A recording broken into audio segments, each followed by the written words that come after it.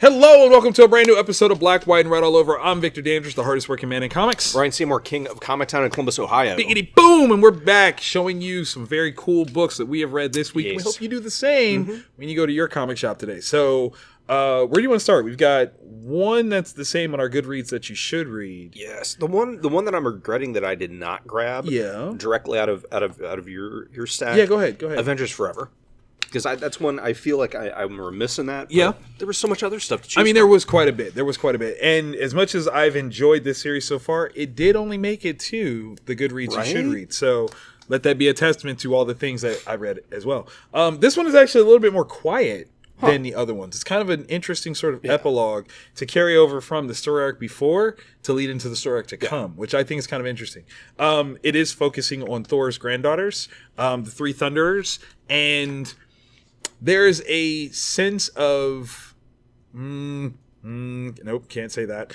There is a bigger context. Okay. I can say that. Bigger context that this exploration of multiversal worlds is going to get into. Ooh. And one of the things that I think is going to be a huge talking point about this book is that Jace. So, Jace. Yeah. Does that tie into... I don't know. You read that one, so I don't know. So we'll have to...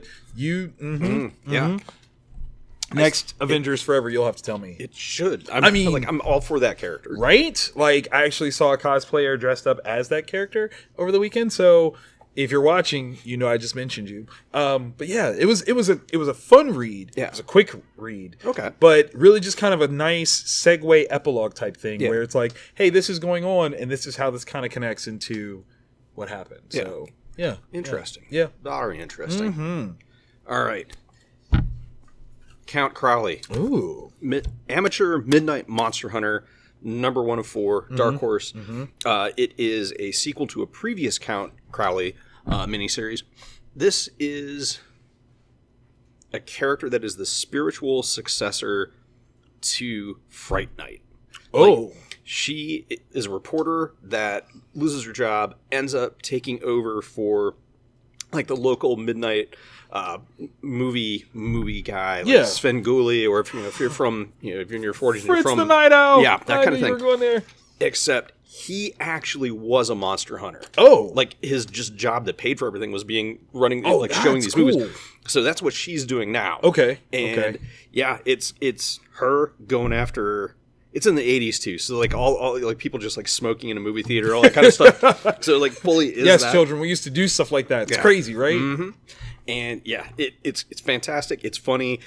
She's an amazing character, and there's werewolves to kill. Oh, you gotta love that. Totally different set of rules for werewolves and vampires in this world, though. Really? Yeah. And I'm curious, what is your favorite like rule for werewolves or vampires? Do you have one? God, werewolves got to go potty outside. That's probably the biggest one, because if you go in the house, it's just you can't get the smell out. You never will. And it only attracts them. Right. Mine would be for vampires, having a welcome mat on the outside counts. Does it? Yeah. It's an invitation. Oh, man, that's... Right? Think about it. Yeah. I know, right? It changes the game. You're like, I'm going to go and change my doormat now because... Like, no. Yeah. I don't want them coming in. I don't want you to feel like you can just walk in, but it totally says so right at the door. Just saying. What are some of your favorites? Let us know in the comments below, because we want to hear from you about your horror lore. Let's go. Okay, so my other obvious difference, the Human Target number 6. Okay, clearly this is not in continuity, because something happens in this book that... I flipped. Did you? I flipped. Oh, my God. Yeah. Oh, my God. So it's weird though. It's one of those things that I think everyone's always wanted to happen. Always. Yeah. Like without question. I think if there's any iteration of this character that's ever been truly like hated, it's this one. Yeah. And I'm okay with it. Is that mean? Yeah. Is that mean? You read it, you let me know, but you'll know what I'm talking about. I'm just curious, is that mean? Right? I mean, Tom King is doing his thing, so Tom King do what Tom King do. Yeah. If you're mad about it, be mad. But you're going to read this book, though. Get that.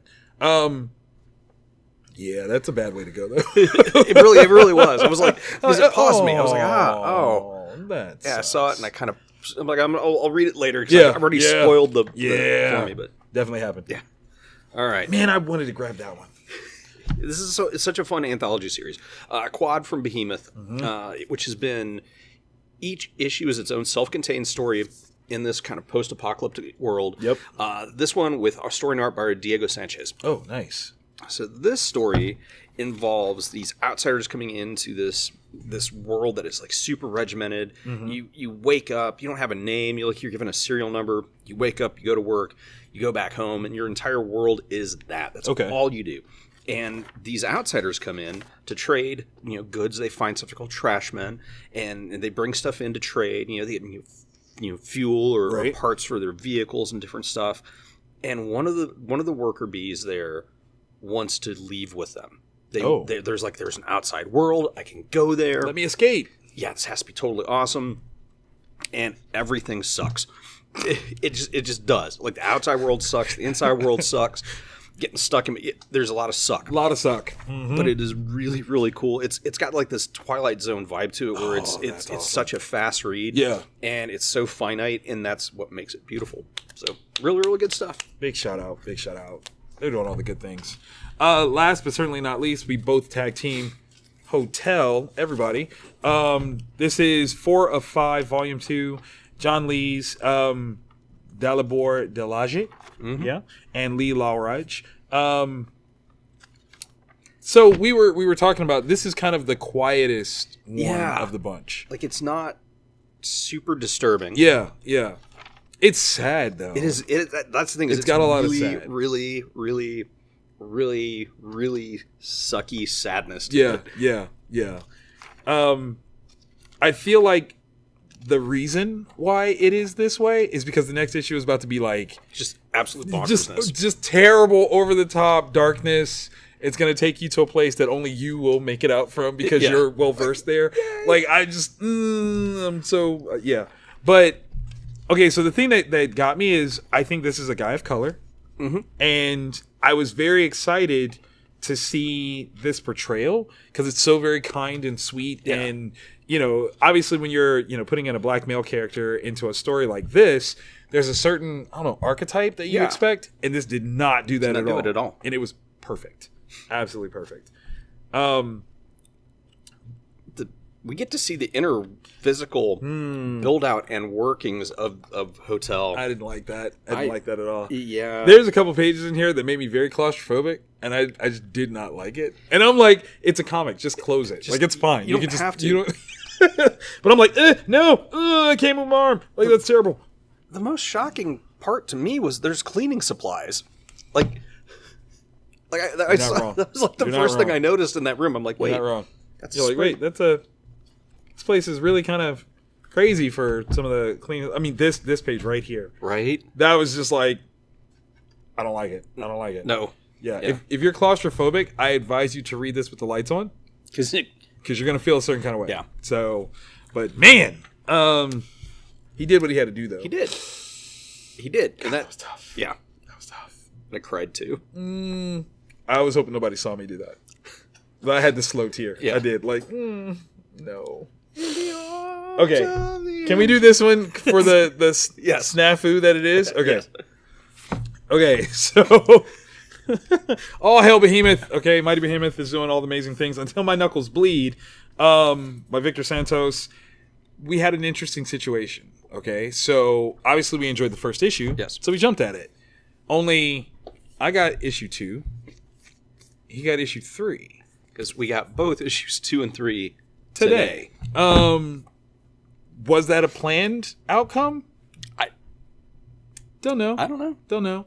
Because I'm looking at this. I'm like, there's nothing that says second printing.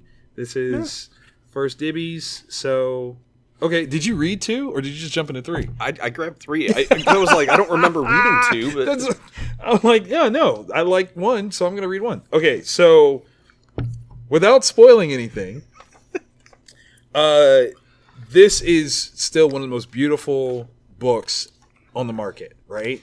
Victor Santos is the heir apparent of graphic design storytelling. The spirit of Frank Miller, though Frank is still alive and well, is kicking within Victor Santos. Like like the reason why Frank Miller looks old now is because Victor Santos has just absorbed life essence like from Supreme him. On like American Horror Story. Literally. Yeah, good job. Yes. Yes. That's perfect. Graphically, there's just so much magic in this.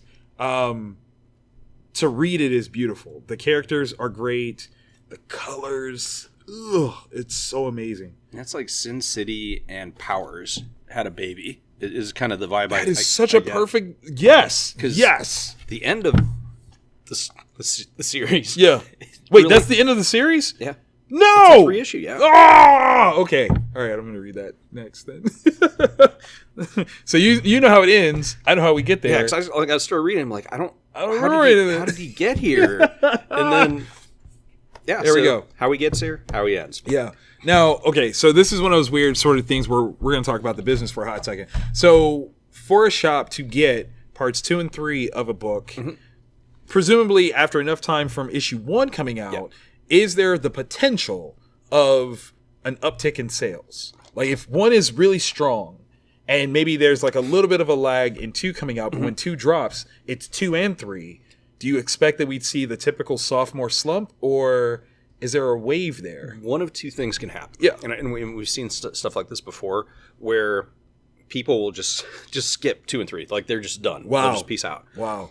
But what's going to happen with this, though, is as soon as the space opens up on the wall, we're going to shift everything around and put 1 right next to 2 and 3. Yes. And that way, like, there you go. There's the entire whole series. Yeah. The closest thing that I know of this happening is when Mark dropped... all 4 issues of Chrononauts. Yep. So I'm really curious as to how things like this can affect the industry and the business. So let us know what your shop has done. Did this happen as a fluke to us, or is it everywhere else? This is everywhere, because I'd like to think we're more astute than this. Yeah. And like we wouldn't have missed it. But then again, I missed, We Live had 2 books as well. So my fault. Okay. It's such a wild ride.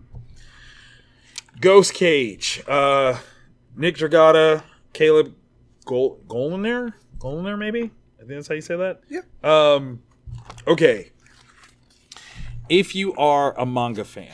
Total manga. If you don't pick this up, I'm going to slap you and call you a liar. You're not a manga fan. You just, try to hit on cute anime girls at conventions, and you're a bad person. Because this is manga. Yeah. Like, without question. From the paper texture to the art design, everything about this is pure manga. And it is absolutely wild. Okay, so Ghost Cage, I don't even know what this is supposed to be about.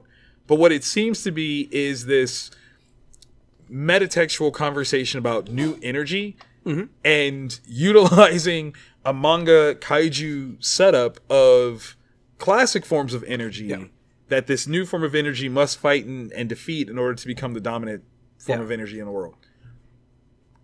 Yep. Like, make that make sense right here. It's in the page. You don't even have to try too hard. Visually, it is amazing. Yeah. It looks fantastic. I didn't...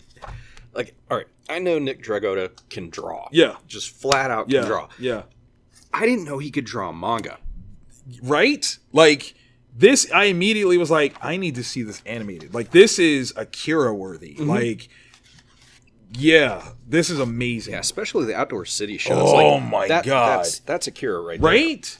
Well, what's crazy is, like, okay, so from a technical standpoint, this looks super simple. So the hardest thing is the screen tone. Yeah. And managing that. Like, but it's done so freaking well that, like, compositionally it's perfect. Like, linear design-wise, it's fantastic. This is amazing, right? Like, this is one that, I don't know how many issues this is supposed to be, but I need all of them. Absolutely all of them. Makes me wonder if, like, Viz or Tokyo Pop or Kodansha would reach out and be like, okay, we see you can do this style. Right? Do you want to come on board and do a book? Do a thing. Or is this a business industry move where in the book market we're seeing that manga is so thoroughly wiping the floor with American comics that maybe this is just the next thing to do. Americanized manga. Yeah, like, I mean, it makes sense. I'm like I can't wait to see your sales on this. When I'm really curious. Any manga fans come in here and you go, hey, have you tried this? Brand new, check it out, see what's up. It's bigger than your average manga in terms of physical size. Granted, it's not thicker, it's not the trade paperback, but that's like another weird thing with manga is you'll get parents that will be coming in, right? And like, oh, my kid's into manga, and they won't understand necessarily that manga is just the type of book, right? And like when you finally get them to be like, okay, there's a particular title you're looking for, right? Oh, do you have any that aren't, right? Like any that are comics? So that might be a way to be nice like, segue. Like, actually, this just came out. There's a comic. Ta-da! Man, this is a good week for changing the game in terms of the structure thing. So we have Demons. Scott Snyder, Greg Capullo, Jonathan Glapian, my guys, Dave McCaig, and Tom Napolitanto. I hope I said that right. Napolitano, sorry. This broke my brain. There was so much cool, and the way that it was delivered. When Scott is able to focus on a particular story, and not have to worry about like all the other gobbledygook, like with the the second Dark Knight's Metal, where it was just so much stuff. This is a simple story. I mean, it's not, but it is a straightforward sort of engine that it runs off of, and it is so good. It is so amazing. It's amazing. Absolutely amazing. Now, this is one of his offerings through Substack, correct? Yep. So originally offered through Substack. So if you are a subscriber to that, you've read this story already. Yep. But they've got this whole Comixology original / Dark Horse, showcase that now it's coming out in physical form, which was my biggest concern about so many like creators moving to Substack. Yep. How would this affect the shops? But if they're bringing it here, I'm fine with it. Right. Like that was the answer that we needed to know, like, okay, sure, early adopters, you guys get ahead of the curve. Yeah. But I'm sure that some of these like extras, like we've got the script. Yeah, I would be shocked if the script would be available on Substack. Yeah. I could be wrong, but I mean, maybe. But like having the script, having a couple of behind the scenes conversational pieces, like this is super dope. And I enjoyed this immensely. Like there's a lot of world building, fun characterizations. As a father, would you have been able to react so quickly, considering the daughter's ailment at the beginning? No, I don't know that I would have. No. Yeah, I would have had to have. I wouldn't have even thought of that. Exactly. But it was clearly the right move. I mean, he knew what he was doing. And it fit the theme of the story so well. So perfectly. Because there's biblical aspects to Right? it. And then there's also... It was a great reference. Yeah. It was super done. Super well done. So yeah, like We Have Demons is super sweet. Gosh, it's I almost feel like we're hitting a new renaissance of comic making. And I just hope that the industry is ready for what this new age could be, because there's some exciting stuff on the horizon. Oh yeah, I can't wait. And Scott is definitely one of the line leaders here, and Greg and Jonathan, everybody. When it comes to their talent, without question. If you are not in love with Greg Capullo's art, right? I don't know, man. Like I don't know what you're looking for. I worry for you, really. And really, what this is for me is like a callback to his work on Spawn. Which, like, you've got designs in there that speak to that, and it's so very perfect. So it's like a very, I don't know, teenage friendly book. Yeah. It hits that like modern Buffy kind of vibe to it. Yes. And it does. Like, this is something that I would slide over to my probably my 13-year-old, my 16-year-old. Yep. And be like, give this a gander, see what you think. I mean, okay, so which power would you want, Halo or Horn? Oh, I don't know. I don't know either. I mean, obviously, you're supposed to lean one particular way, but I'm like, maybe that's not what it is. I don't know that we've fully seen either fleshed out. That's true. That is true. I agree with that. So, even that, like the design for Halo and what it is, it made. I know, right? Yeah. And I was like, I want to know, Scott, what were you doing when you figured that out? Like, were you on the toilet? Because that's it's toilet level genius. That was his Flow Rida moment. Exactly. Oh my God, you are absolutely right. Like, you're absolutely right. If it's wait a minute, Florida. If I cut Flow, Oh my God. Who was also on the toilet when he Yeah. figured that out. I don't care what he says. He was on the That's what toilet. that was. He was on the toilet because you need that level of relaxation to have that level of genius hit you. Tell me I'm wrong. Tell me I'm wrong. Matter of fact, what I want you to tell me, what is your most genius toilet level thought? What is something that you figured out while sitting on the commode? I just want to know. Tell me below. I want to know. Be honest. Be honest. Yeah. Tell me what it is. Yeah. I'm looking at you. Tell me. You can put trash through the little hole in the wall at truck stop restrooms. I don't think that's what that's for. Oh. That explains the yelling. So we hope that you guys have watched to the very end of this episode to make sure the algorithm picks up. And if you did, click that thumbs up because we need that in our life. Mm-hmm. And it lets YouTube know we're here. Yes. And every week we do this. So hit subscribe and then the bell, and it'll let you know every week when it drops. Boom! Toilet talk. Mm-hmm. Ew. The truck stop hole? No. Right? No. No, that's what you use in order to clean the stuff off your fingers, man. Yeah, I never done that. Oh, it's just me. Whatever, man.